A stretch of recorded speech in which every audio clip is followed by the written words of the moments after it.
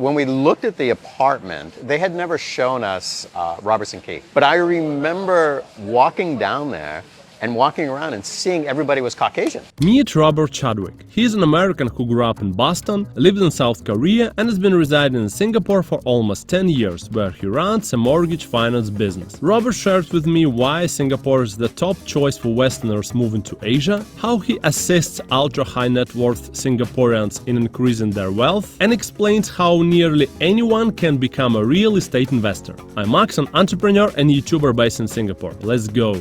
How is it to live in Seoul compared to Singapore? Where is easier to live for a Westerner? Singapore for sure. There's a joke, I guess, among Westerners of Singapore is Asia 101, like the university class, like English 101 or whatever, or Asia Light, because Singapore is absolutely the easiest place if you're going to transition from anywhere. I think whether it's Europe or wherever it may be in the world, people speak English. It's a first world nation. All of these things with they have the comforts of home that they can actually see in Singapore. So Singapore is much easier, if that's the answer to your question. Do you miss anything from your life in Korea? Live in Singapore? I miss the change of seasons. You're from a place that has a change of seasons. I think in general, most people that grow up with it, although I certainly appreciate nice, sunny, warm weather, although maybe we don't have that today, but I miss the weather getting cold. I miss it snowing, but that's a very short miss. That's about it. Yeah, for me the same. I was in Seoul for a week. 3 days in Seoul, 3 days in Busan. It was February. It was like freaking cold. That's the worst time to go to Korea, right? Yeah, I mean, for me, it's like I grew up being cold all the time. Like going to school, going to the university. It's like, I remember this feeling of being cold. Right. And I don't want it in my life anymore. Yeah. If I miss winter, like we're going to Japan, to Hokkaido for snowboarding. Very in nice. 2 weeks. Yeah. So that's 2 weeks of snow.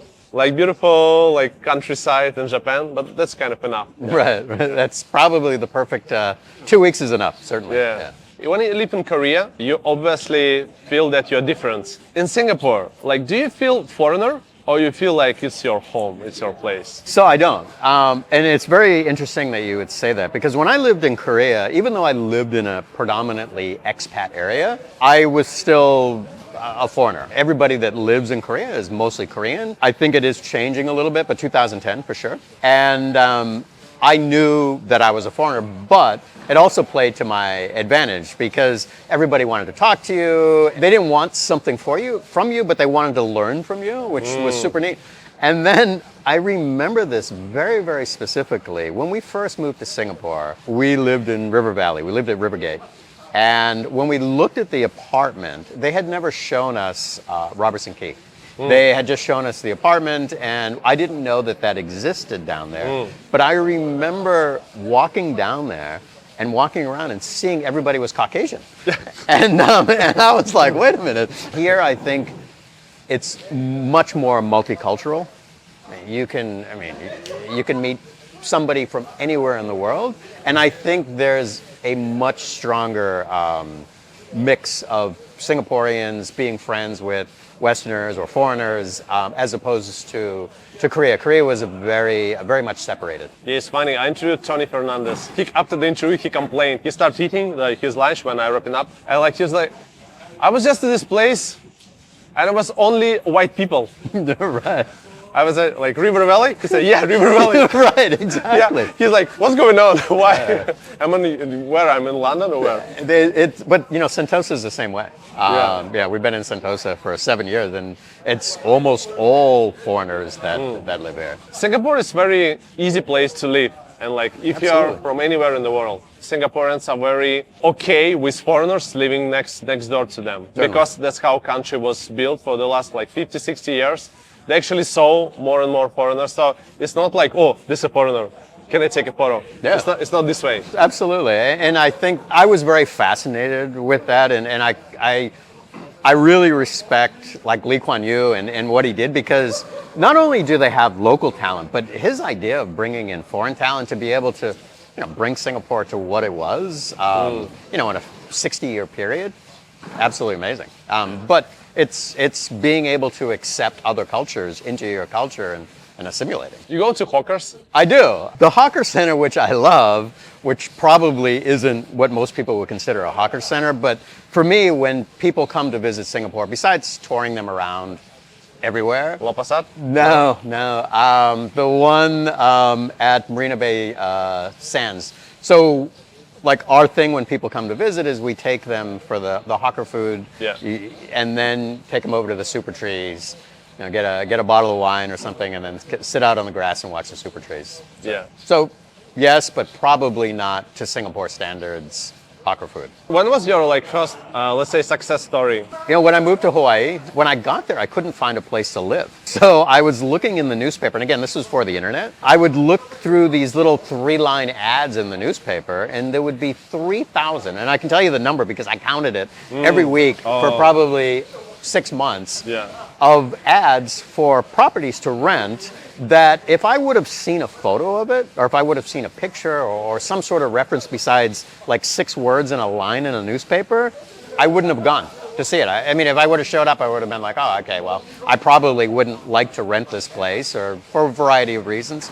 And so I started a real estate magazine. You know, I saw this opportunity, and it wasn't existing in Hawaii, and it was around for 13 years, had a fairly good exit, but what it did, it became the #1 publication in Hawaii for real estate. So now you're on real estate mortgages business. Your main thing is you can help people to buy using bank money, using the loan. Exactly.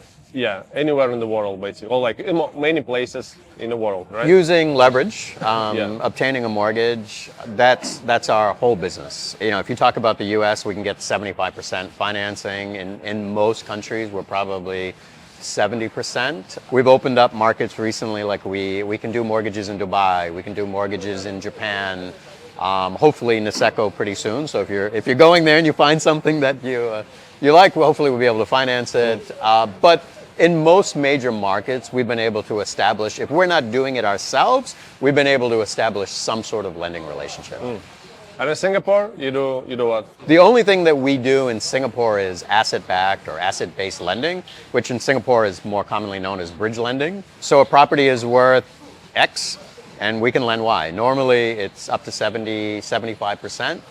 But what makes our business unique in Singapore is Singapore has a lot of cooling measures.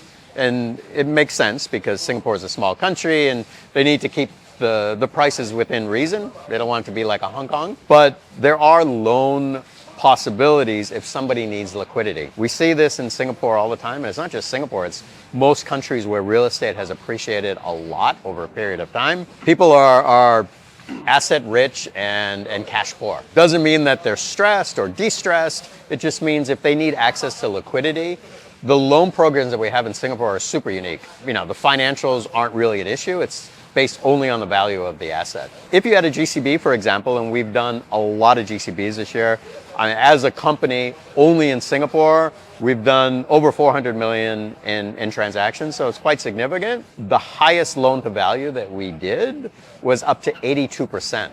So 82% on a GCB, and this was $35 million loan. And we do these transactions very, very quick. We can close these transactions in a week if it's needed. And if I, let's say, want to buy something in the US, how much money I need to have, even to start talking to you? Our minimum loan amount in the US is $150,000. Yeah. And with 75% leverage, a mortgage for 75%, you're only looking at $200,000. So it really does. It allows almost anybody to be a real estate investor, especially if you look at, and not just Singapore, but you look at Hong Kong or Seoul, or where the cost of entry into investing in real estate is very, very difficult. The US, with great rental yields, good leverage, even with current high interest rates, the leverage is still quite good. 30-year fixes, interest only. There's a lot of ways to be creative with the financing. If, let's say, someone from my audience wanna use your services to buy something, can we leave your WhatsApp number or something? Yeah, maybe you can put the WhatsApp in the information below. Let's say my followers, can they have a better deal than the Absolutely. others? Yeah. So if you mention Max, that you saw me on YouTube, we always have a friends and family program where depending on which country it is, it's, whether it's in Singapore or in the US or UK or France or wherever it may be, we have a discount that we can offer. And absolutely, if you mention your channel and that you saw me here, I'm happy to extend that out. What age were you when you started this? 49? 49. So which is, I think, the same age as Henry Ford when he started Ford. Oh, really? Right. Because some people say like, oh, I'm already like 35, or like I'm already 40, so it's too late to start my own thing. Absolutely not. I think if you look at some of the great success stories, certainly if you talk about tech businesses, people are young. I mean, it's kids that are starting it. But if you look at business fundamentals, it's all the same. And it shouldn't matter how old you are. It should matter how hard you want to work or what kind of job you have. Colonel Sanders, I think he started Kentucky Fried Chicken when he was in his 80s. I mean, there's a lot of this, right? You can kind of go back and look at people that have started businesses after many failures. And I don't think that there is an age. I think you're very good in communication, or like in general. I like to think so, yeah. How to be good with people? I think this is something I learned a long time ago. I keep people's birth dates. I keep things that are kind of important, maybe what their kids' names are. And so you become very relevant when you talk to them. And it doesn't mean that you're ingenuous. It means that you're prepared. And I think that kind of is the difference between, I always call it like a chat society. There's one of my colleagues, I'm always like, call me, right? Because this chatting, you don't get across what you mean or how you feel on a conversation. It's very clear, but on chat, it's just what it is, right? It's just words written down. So in my opinion, speaking, talking, spending time with people face to face is very, very important. And when I say face to face, I don't mean Zoom. I mean like real life meetings with people. I think it makes a huge difference, not only in the connection that you have with people, but I think in how you do business. Anything unique, like specifically about Singaporeans, like how they want to be approached, or like how they want to be treated? It's very different than the Koreans. I mean, the Koreans, because the average Korean, and again, a lot of it had to do with language, but the average Korean, if they didn't study in the US or they weren't familiar with speaking English, it was very hard. Singapore, Singaporeans, they grow up speaking English, at least, probably the vast majority of them, and there is this easy connect with them. And if there's a common ground or a common interest, then it's quite easy, whether it's from playing paddleball to doing business. I started getting into paddleball, by the way. It's super trendy now, right? Yeah, it's super trendy. What was your biggest mistake, so like one or two biggest mistakes that you made? Not realizing when you need to ask for help. I think that's crucial. I think you surround yourself with smarter, brighter, more successful people. It's only going to help you to kind of rise to that level. So if I were to say my biggest mistake in business is maybe not asking for help when I should have asked for help. I had started this small light bulb company, and I think I didn't know anything about it. I just thought it was a really neat product, and this was something that I thought I could kind of get behind. But I think if I would have thought of it smarter, then more emotionally, I probably would have asked for more, help in the industry from people that knew what they were doing. What happened to that business? We had some issues with some patents. So it wasn't a failure, but it certainly wasn't a success. What's the meaning of life for you? Happiness. It's very simple and probably very cliche, but I think to be happy is the ultimate goal, whether it's happy in a relationship, happy in a financial situation, happy in your business. That is the key, because no matter how much money you have or how successful you are in a business or an industry or whatever it may be, if you're not happy doing it, what's the sense? So happiness. Oh, yeah, by the way, hi from Hokkaido, Japan. Okay, if I were to start a business in 2024, the first thing I would do is launch a YouTube channel to support it and create awareness. So currently, it's the easiest way to attract clients, employees and investors. I'm launching a 12-month program called SHIM, Side Hustle YouTube Mastery, where my team and I will help you start, grow and monetize your channel. We've just opened the early bird list, so sign up and I'll let you know when the registration's open and offer you the best deal for the program. Click the link next to me or in description and see you on the other side.